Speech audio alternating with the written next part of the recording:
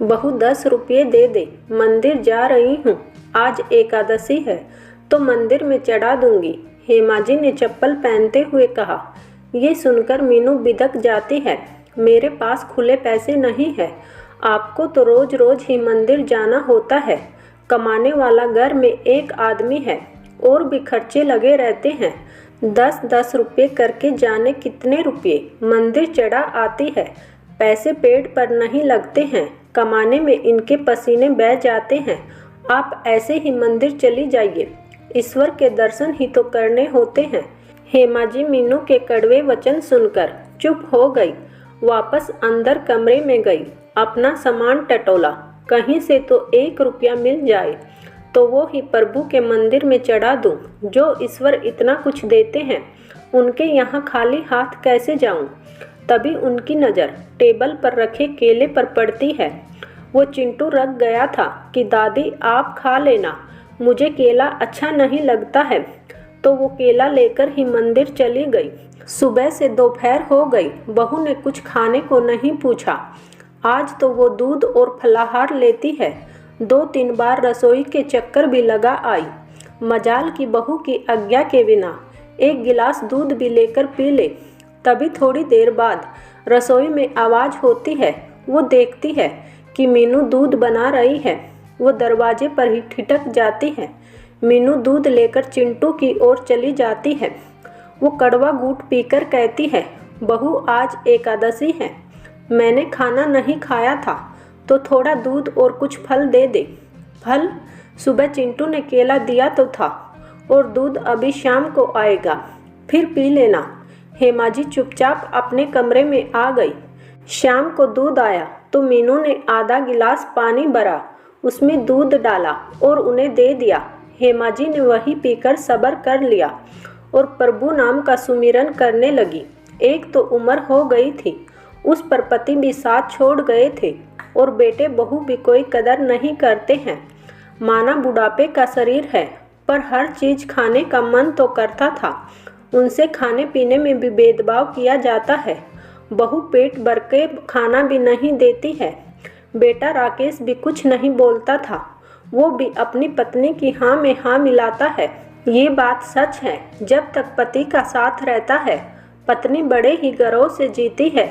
उसे रोकने वाला कोई नहीं होता। वो अपने रसोई घर की अन्नपूर्णा होती है। पर जैसे ही वैद्य आता है, उसकी कदर मिट्टी बराबर भी नहीं रह जाती है। अब एक बेटे का ही तो सहारा है। जैसे भी हो, इसी घर में रहना है। बहू बेटे जैसे भी रखे, उन्हें तो हर हाल में रहना ही होगा। अब उस दिन की बात है, वो पूजा करके उठी ही थी कि पराठों की खुशबू से उसका मन मचल गया। वो रसोई में गई तो बहू तपाक से बोली, आ गई आप? ऐसे तो आप कुछ भी कहा हुआ सुनती नहीं, पर पराठों की महक से आ गई हो। पर इसमें लहसुन और प्याज भी डाला है। ये आपके खाने का नहीं है, और घर में और आलू भी नहीं है। आप रात की रोटी और अचार खा लीजिए, पराठे फिर कभी खा लेना। हेमाजी 2 रोटी और अचार लेकर आ गई। ये पराठों की खुशबू से उसे अपना बीता हुआ जीवन याद आने लगा। राकेश के बाबूजी और राकेश को आलू के पराठे बहुत पसंद थे। वो जब भी पराठे बनाती थी तो पूरा घर महक जाता था। बड़े ही प्यार से बनाती थी। बगल वाली काकी और पीछे रहने वाले ताई के यहाँ भी 2-2 पराठे तो जरूर बेचती थी। सबको भर पेट खिलाकर बेलकर रख देती थी। फिर राकेश के बाबूजी गरम सेक कर खिला देते थे, कभी कम ना पड़ते थे। और आज बहू ने मसाले के लिए मना कर दिया। उसे पता था कि वो प्याज और लहसुन नहीं खाती, तो मसाले में नहीं डालना था। इस तरह की ओछी हरकतें बहू जाने कैसे कर लेती है। मैंने तो कभी अपने सास ससुर से भेदभाव नहीं किया। पहले उन्हें भरपेट खिलाया, फिर खुद ने खाया था। हेमाजी से अब ज़्यादा काम भी नहीं होता था। वो जल्दी ही थक जाती थी। घर में इतनी सजावटी चीज़ें थी, वो सबको छूने से डरती थी। एक दिन मीनू की सहेलियां आने वाली थी, तो उन्होंने सोचा बाहर की सफाई कर दे। दिन भर बैठे बैठे मन उगता जाता है, तो उनके हाथ से कांच का फ्लावर पॉट गिरकर टूट गया। कुछ ही सेकंड में घर में भूचाल आ गया। पोट की कीमत गिना दी गई। फिर उन्हें घर में किसी भी चीज़ को ना छूने की सख्त हिदायत दी गई। एक दिन उनका चश्मा हाथों से गिर गया तो राकेश ने 10 बातें सुना दी। आपसे कुछ और काम तो होता नहीं है, कम से कम एक चश्मा तो संभाल कर रख लिया करो।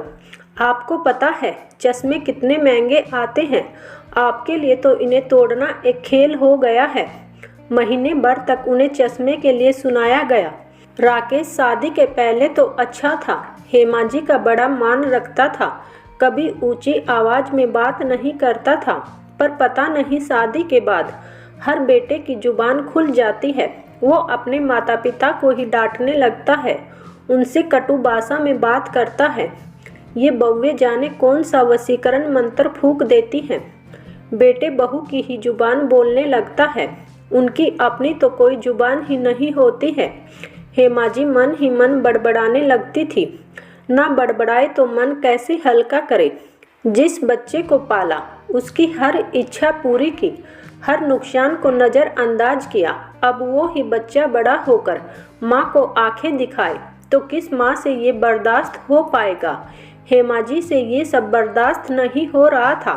वो बार बार सोचती थी कि वो घर से चली जाए, पर वो मनूस घड़ी भी जल्दी से आ गई। उन्हें टीबी की बीमारी ने जकड़ लिया और उनकी खांसने से कहीं बाकी लोगों को भी ये बीमारी ना हो जाए, तो बेटे बहू ने उन्हें घर से जाने को कहा। अब इस उम्र में वो कहाँ पर जाएंगी, उन्हें कुछ समझ नहीं आया। बेटा मैं तेरे घर के किसी कोने में पड़ी रहूँगी, मैं कहाँ जाऊँगी, तू मेरा इलाज करवाएगा। जब तक मैं कमरे में ही बंद रहूँगी, जरा भी बाहर नहीं निकलूँगी। उन्होंने बड़ी मिन्नतें की, पर राकेश और मीनू ने एक ना सुनी और उन्हें घर से बाहर निकाल दिया। मेरा भी परिवार है, पत्नी है, बेटा है, इन सबको कुछ हो गया तो इससे अच्छा है कि इस घर से बीमारी की जड़ ही चली जाए। हेमा जी अब सड़क पर आ गई। उन्होंने उसी मंदिर में सहारा लिया जहां वो पूजा करने जाया करती थी और वहीं पर दिन गुजारने लगी। आते जाते लोग कभी खाना तो कभी प्रसाद दे जाते थे। उनकी तबीयत भी ठीक नहीं रहती थी क्योंकि कोई दवाई नहीं ले रही थी। उनकी बीमारी बढ़ती ही जा रही थी। मंदिर के पुजारी ने स्वयंसेवी संस्था को फ़ोन किया और उनकी दशा बताई। उन्हें आसरा वृद्धाश्रम भेज दिया गया जहां उनका इलाज शुरू हुआ। नियमित रूप से दवाई और खान पान लेने से उनकी सेहत में सुधार होने लगा। वो बैठे बैठे फूल मालाएं और बतिया भी बनाने लगी। उनकी बतिया और मालाएं मंदिर में बिकने लगी तो उन्हें आमदनी भी होने लगी। हेमा जी वहाँ खुश रहती थी, पर उन्हें अपने बेटे राकेश और पोते चिंटू की बड़ी ही याद आती थी। एक दिन वो शॉल से मुंह छिपाकर अपने घर के आसपास गई तो पता लगा कि वो लोग तो अब वो घर छोड़कर जा चुके हैं। मकान मालिक ने बताया कि उसने कई महीने से किराया भी नहीं दिया था, तो मैंने उसे परिवार समेत अपने घर से निकाल दिया। आखिर ऐसा क्या हो गया था। हेमा जी ये सब सुनकर बड़ी ही दुखी हुई और आश्रम लौटकर आ गई। वृद्धाश्रम की काम वाली बाई कुछ दिनों से छुट्टी पर बाहर चली गई थी, तो वहाँ का काम रुक गया था। एक दिन एक महिला काम मांगने आई तो उसे काम दे दिया गया। वो सुबह शाम की सफाई के लिए रखी गई थी। अगले दिन वो सफाई कर रही थी तो हेमा जी की नज़र उसे देखते ही बड़ी हो गई। वो उनकी बहू मीनू थी जो सफाई कर रही थी। वो हैरान थी, बहू तू और इस तरह काम वाली बाई बनकर सफाई कर रही है। मीनू ने उन्हें देखते ही उनके पाँव छू लिए और माफ़ी मांगने लगी। माँ जी हमें माफ़ कर दीजिए, हमें हमारे बुरे कर्मों की सज़ा मिल गई है। हमने आपका अपमान किया, आपको दर दर की ठोकरें खाने के लिए छोड़ दिया, तो ईश्वर ने हमारा भी वही हाल कर दिया। हमने बहुत बड़ा पाप किया है और इन पापों की सज़ा हमें इसी जन्म में मिल गई है। मैं आपकी अपराधी हूँ, मुझे क्षमा कर दीजिए। और मीनू की आंखों से आंसू बहने लगी और वो सुबकते हुए बोले, जिस दिन इन्होंने आपको घर से निकाला था उसी दिन से हमारे बुरे दिनों की शुरुआत हो गई थी। हमें नहीं पता था, हम हमारे घर की लक्ष्मी को ही धक्का देकर बाहर निकाल रहे हैं। अगले दिन ये काम पर जा रहे थे तो एक कार ने इनकी मोटरसाइकिल को टक्कर मार दी, जिससे इनकी मोटरसाइकिल के परखच्चे उड़ गए और इन्हें गंभीर चोटें आई। इन्हें अस्पताल ले जाया गया। डॉक्टर ने बताया कि रीढ़ की हड्डी में गंभीर चोट आई है। अब इनका चलना और काम करना मुश्किल है। 1 महीने अस्पताल में रखने के बाद मैं इन्हें घर लेकर आ गई। मैंने आपकी बहुत तलाश की पर आप नज़र नहीं आई। घर पर ये बिस्तर पर लेटे रहते थे। मैंने इनकी कंपनी में बात की थी कि इनकी जगह मुझे नौकरी दे दीजिए, पर वे दूसरे बंदे को काम पर रख चुके थे। घर की माली हालत खराब होने लगी थी। हम जैसे तैसे घर चला रहे थे, पर पैसा ख़त्म हो रहा था और कमाई नहीं थी। मैं आपको दूध में पानी मिलाकर देती थी तो मुझे चिंटू को भी पानी वाला दूध पिलाना पड़ा। एक दिन ऐसा आ गया था कि घर में केवल खाने के नाम पर एक केला ही बचा था। उसी से हमने गुजारा किया। चिंटू की स्कूल की फीस नहीं भर पाई, वहाँ से भी उसका नाम काट दिया गया और किराया ना देने के कारण मकान मालिक ने हमें घर से बाहर निकाल दिया और हमारा सारा सामान जब्त कर लिया कि इन्हें बेचकर वो कुछ पैसे तो बना लेगा। अपनी लाचार बीमार माँ को घर से निकालने का इन्हें आज तक पश्चाताप हो रहा है। ये हर दिन ईश्वर से अपने बुरे कर्मों की माफ़ी मांगते हैं। हमें आपका इलाज करवाना चाहिए था, आपकी सेवा करनी चाहिए थी, पर हमने आपको दर दर की ठोकरें खाने के लिए मजबूर कर दिया। ईश्वर ने हमें हमारे पापों की सज़ा दे दी।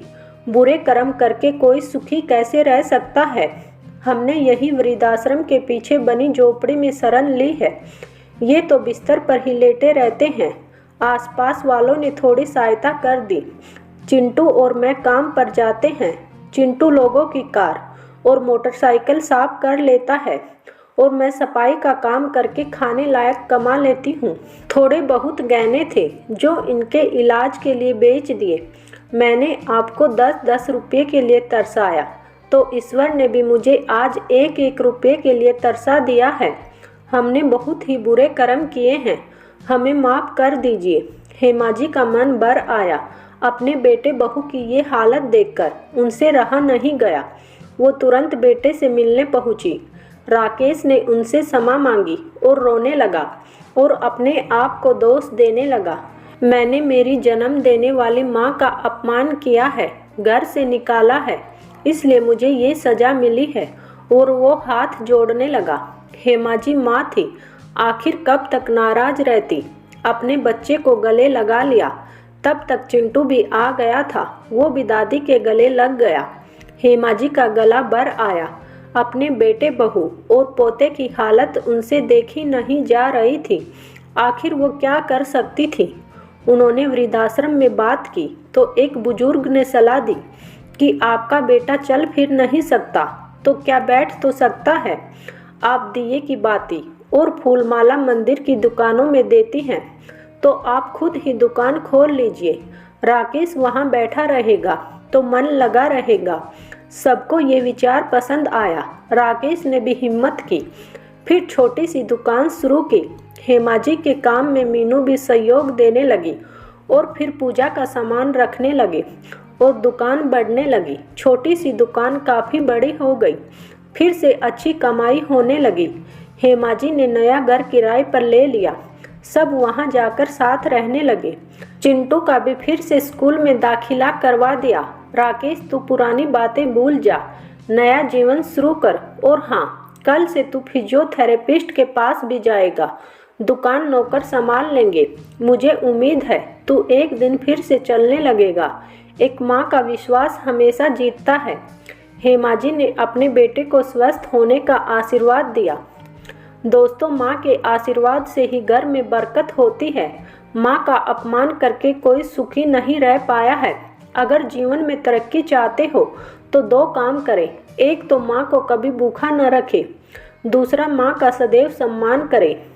उम्मीद है दोस्तों आपको हमारी कहानी पसंद आई होगी, तो प्लीज़ वीडियो को लाइक और चैनल को सब्सक्राइब जरूर कीजिएगा। धन्यवाद।